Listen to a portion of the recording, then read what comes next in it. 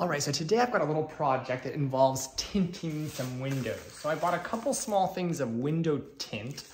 It's static clean window tint film. I got the black silver one, I think they call it, the black silver color. I'll link it down in the description. It was on sale. I got it for like, I think it was like 10 bucks each, but then it was like, it was 10 bucks each and then like 30% off. And then the second one, if you buy two, it was like an extra like 11 or 12% or something like that.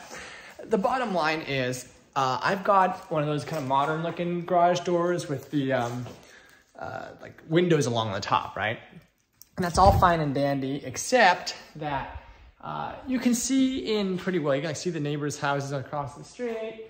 You can see in, especially when the lights are on. I mean, tint doesn't really do much when it's dark outside and it's light inside, like if you have the lights on. But on a typical day, you can kind of see in. And it's just, I think a little bit more privacy would be nice. Also, the sun comes in, this is, that's west. So the sun comes in the evenings, in the afternoons, in the summertime especially, and it gets really, really hot in the garage. Now, this is not an insulated garage door, but having a little bit of reflective slash heat rejection film kind of thing is gonna help, I think. And it'll just give a little bit more privacy when I'm working in the garage and stuff like that. So these are single paned windows now. So that's kind of key. I wanted to also like tint the windows on the front side of our house because it gets hot. Like our main bedroom is on the west side also. So it gets warm in the summertime in that main bedroom more than the rest of the house. The issue though is those are like energy efficient, like double pane, you know, fancier windows. The problem with that is you have to be really, really careful about what you use, because from what I've read, if you use like tint like this, basically it can make your windows explode. Because like it'll like absorb the heat, and then like the temperature in between the panes gets funky, and then the gases might expand or something. I don't know. Don't quote me on any of that stuff. But basically, there's a chance that your windows might explode. And that would be very expensive. Like that could be tens of thousands of dollars worth of like replacing windows across the front of that. No, thank you. But these are single panes, so I don't really have to worry about that. So my plan is to put these up, and I'll kind of put up a picture so you can kind of see what it looks like from the outside of the house in the daytime. It's a cloudy day today. But I've already cleaned the windows pretty good. I cleaned it with just some cleaner, and then the Costco glass cleaner. And then I even went over it with some rubbing alcohol. Really try to get them as clean as realistically possible. Now, this is the garage, right? So it doesn't have to be perfect. It's gonna look good from the outside. But I just want to, hopefully it'll be an improvement. So we're gonna kind of see how it goes. Here's the front before I do any tinting. And you can see the lights and whatnot. You can see in, not super great, but you can still see in. If you zoom up, you can see some of like the racks that I've got up there. And if you were to actually like look in, you could kind of see, you know, inside, especially if you get up close. So what I'm going to do is tint it so it's a little bit, gives a little bit more privacy. I'm going to start by opening this up. Also, I'll need to get a squeegee because you need that. I've also prepared a thing of soapy water. I'll grab that as well. I stuck it in a, oh, here's the film. It does look kind of reflective somewhat. That's good. Hopefully reflect away a little bit of the light, give a little privacy. But anyway, this is one of the two things. I should have just enough for all four, if my measurements aren't wrong. Now you're supposed to leave extra on each side. I think the lengthwise though is gonna be just perfect, which is not exactly what you want. But the next size up was like way bigger and they didn't have the discounts and stuff. So I wanna see if this works, and hopefully it works. Now this says clay lube, but it's not. Clay luber. This is just Dawn dish soap and water.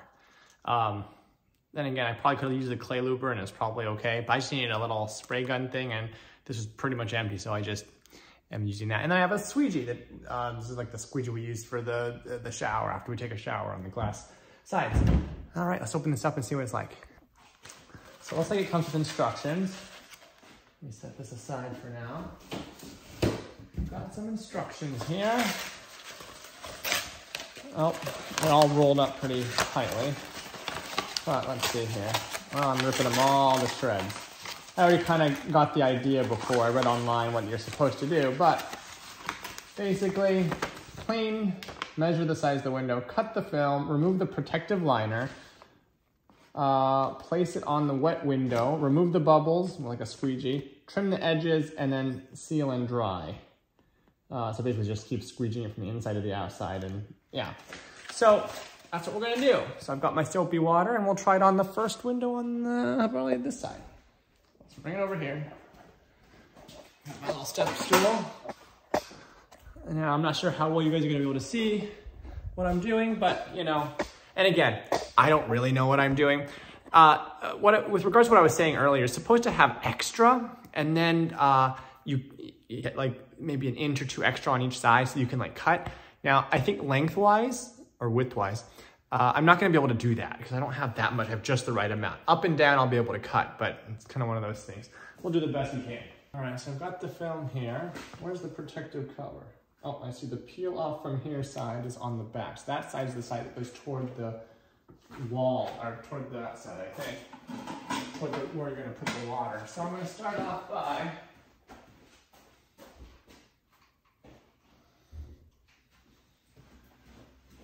spraying down this window with soapy water, and from what I've read, the wetter, the better. So you just really want this thing to be sopping wet pretty much everywhere. You really want it to be wet with soapy water.